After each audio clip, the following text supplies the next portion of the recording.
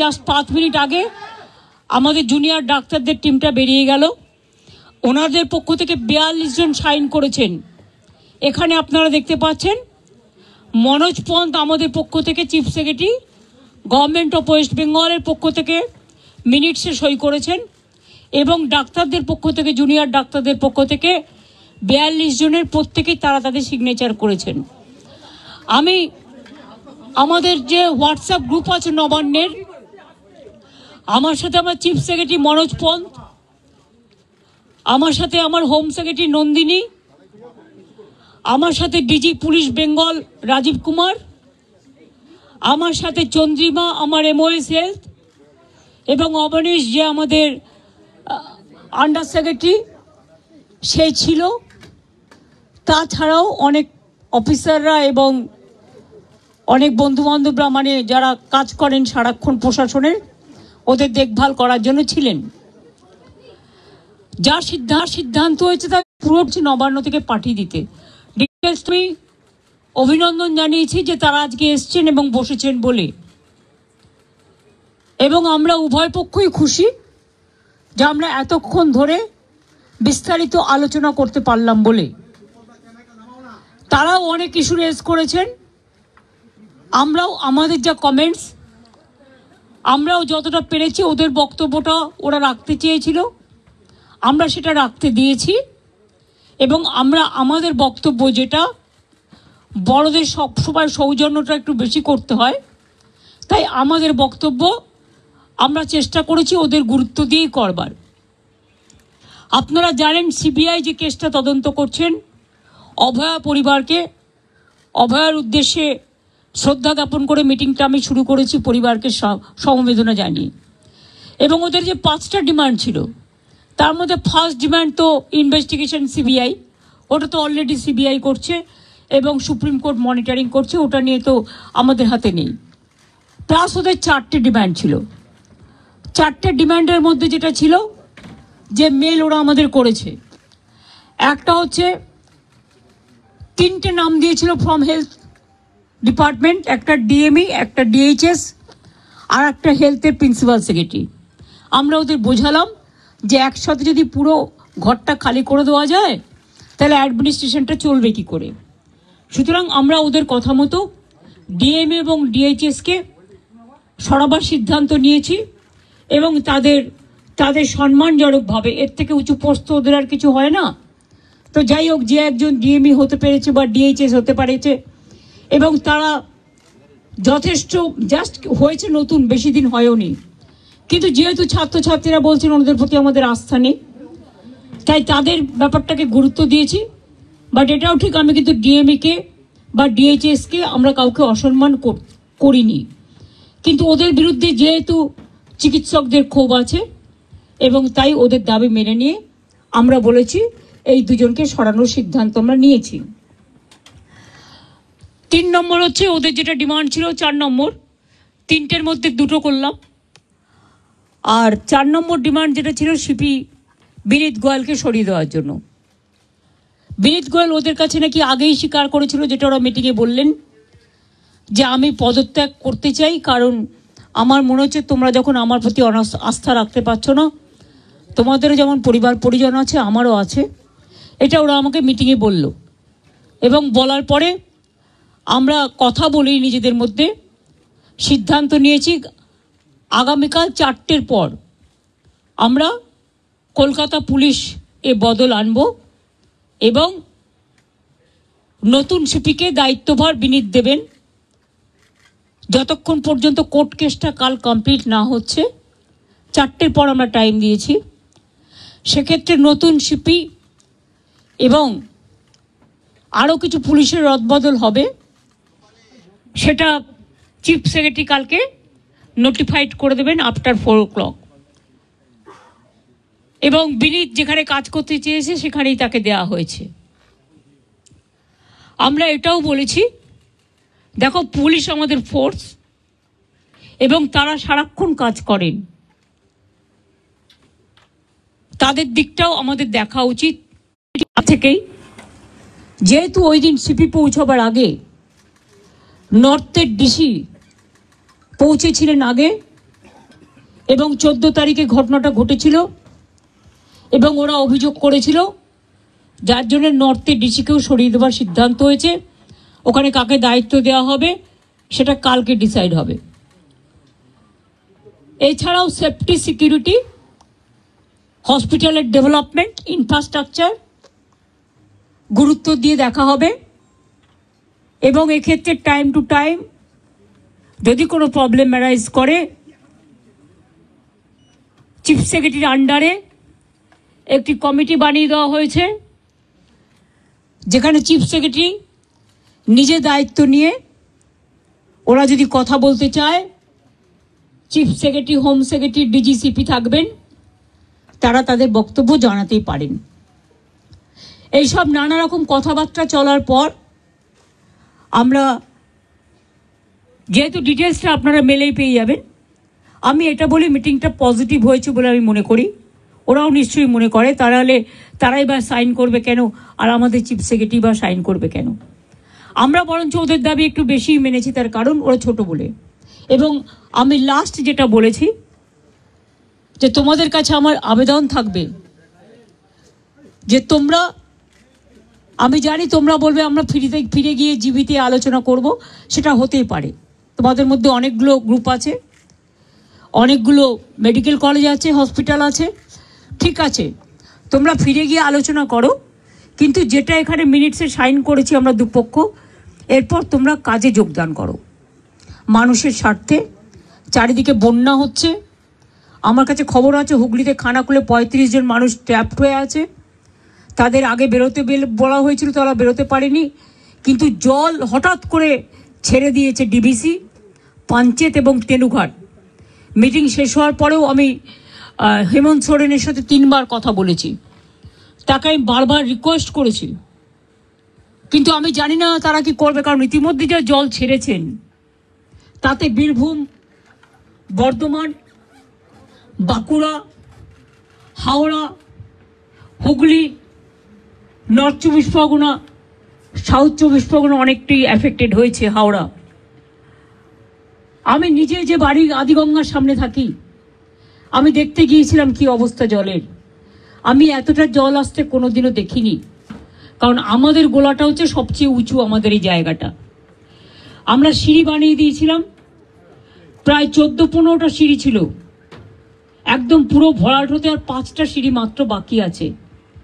এরপর যদি আবার জল ওরা রাত্রে ছেড়ে দেয় বারণ করা সত্ত্বেও, তাহলে কিন্তু বন্যাকে আটকানো যাবে না। ওরা বলছে তাহলে আমাদের এখানে বন্যা হবে। আমরা তোমাদের এখানে বন্যা হবে বলে তুমি আর একটা রাজ্যকে তো ভাসাতে পারো না।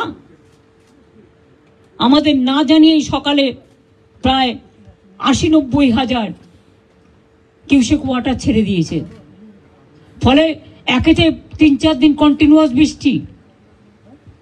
এমনিতেই গঙ্গাগুলো, আমাদের নদীগুলো ওভারফ্লো, ড্যামগুলো ওভারফ্লো ছিল, তার মধ্যে এই জলে আস্তে আস্তে কাল সকালে বিকেলে পৌঁছবে। আমি সবাইকে বলবো সতর্কতা অবলম্বন করে দূরে দূরে রিলিফ সেন্টারে প্লিজ দয়া করে যান, এবং আপনাদের থ্রুতে বিডিও থেকে শুরু করে আইসি থেকে শুরু করে DM, SP, additional DM, additional SP, SDO যারাই আছেন সবাইকে বলবো যে ইমিডিয়েট দেখে নাও, কারণ কালকে কিন্তু অনেক জল ঢুকবে। এই জলের ওপর যদি আবার জল আসে, আমার এমনিতেই চিন্তা আছে 35 জনকে কি করে উদ্ধার করব আমরা। আর এখন রাত হয়ে গেছে, জলের কারেন্ট এতটাই, কেউ যে উদ্ধার করতে যাবে তার উপায় নেই, কারণ যে উদ্ধার করতে যাবে সে বোটও তলিয়ে চলে যাবে, এমন অবস্থা। তো ওখানে আমরা এনডিআরএফ টিম পাঠাচ্ছি সকালে, এবং এসডিআরএফ টিমটাও আমরা পাঠাচ্ছি সাউথ 24 পরগনায়।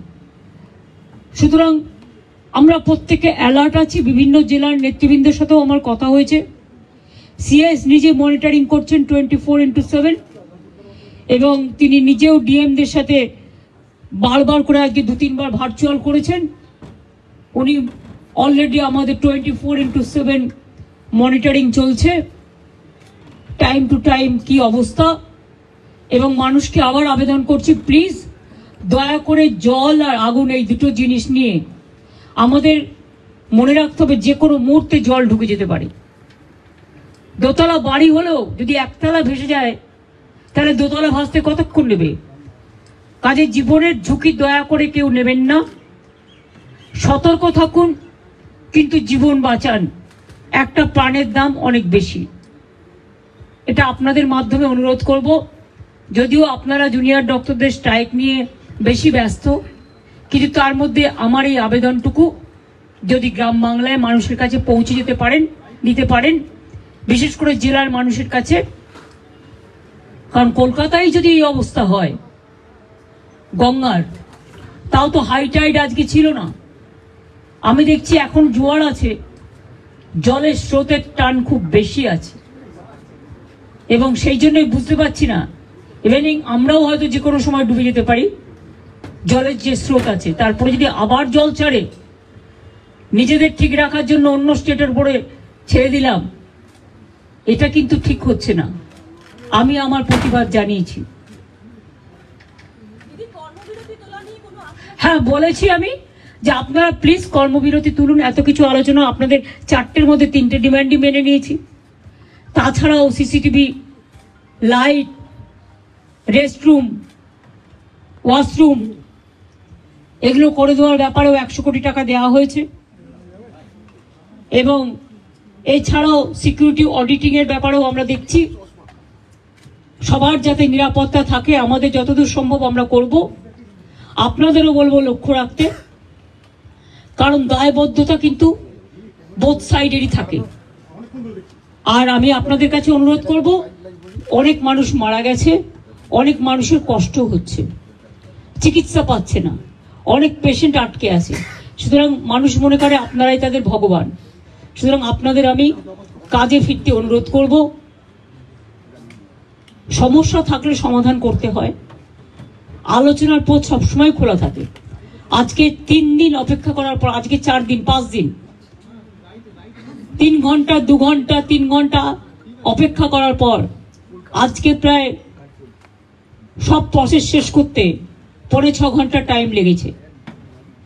আমাদের দিক থেকে যা যা করার ছিল আমরা চেষ্টা করেছি, বাংলার মানুষ যাতে ভুল না বোঝেন, বাংলার মানুষের দিকে তাকিয়ে।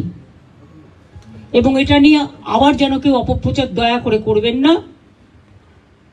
বাংলায় দুর্গাপুজো আসছে, এটা আমার আবেদন আপনাদের কাছে। এটা আমাদের মিটিংয়ে আলোচনা হয়নি, আমি করিনি, এটা আমার পক্ষ থেকে বন্যাটা এবং ফ্লাডের ব্যাপারটা আমি বলেছি, এই পরিস্থিতি। সুতরাং ম্যালেরিয়া বাড়বে, ডেঙ্গু বাড়বে, জলজনিত রোগগুলো বাড়বে। আপনাদের খুব প্রয়োজন এখন আপনারা হাসপাতালে ফিরে যান। আমি এটুকু বলতে পারি, কারো বিরুদ্ধে কোনো শাস্তিমূলক ব্যবস্থা নেওয়া হবে না।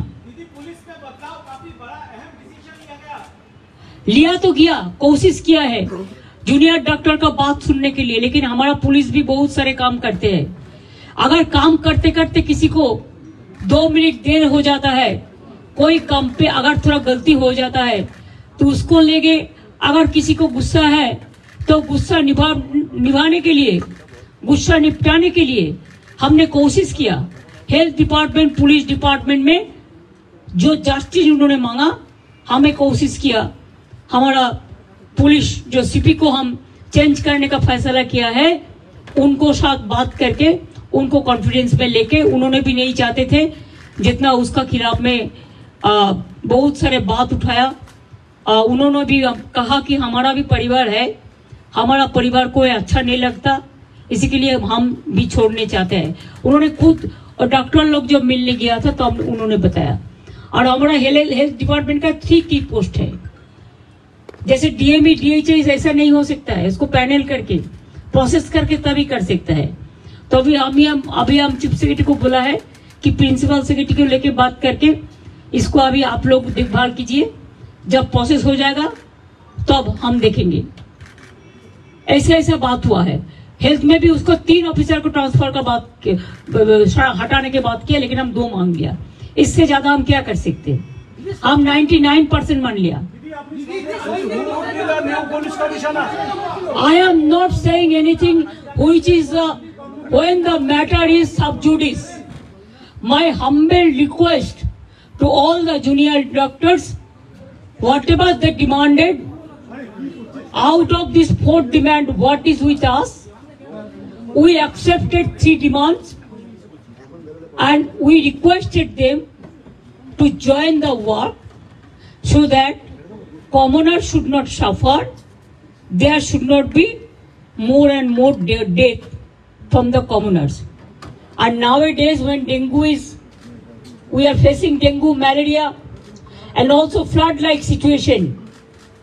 DBC Panchayat Tenughat, the dam, they have already released too much water. And these 2-3 days we faced acute rainwater also. So both the Ganga river ponds were overflowing. And after releasing the water from Jharkhand, it's an acute problem. Some people are in a trap now. We have got the information. Police is keeping touch with them. We requested them to come early, but they thought that they will be safe. They have seen the earlier things also. Well, earlier also I monitored all this. My police chief secretary is also monitoring. But I have not seen so much water. So I monitored all this. My police chief secretary is also monitoring. But I have not seen so much water is being released together. When there is a torrential rain, it plus the flood spread in throughout West Bengal. Now we have to monitor all the situation. Thank you very much for your cooperation. And I think we trust, we think tomorrow, you must know tomorrow 4 o'clock. After 4 o'clock, because the matter is on sub judice, let the court,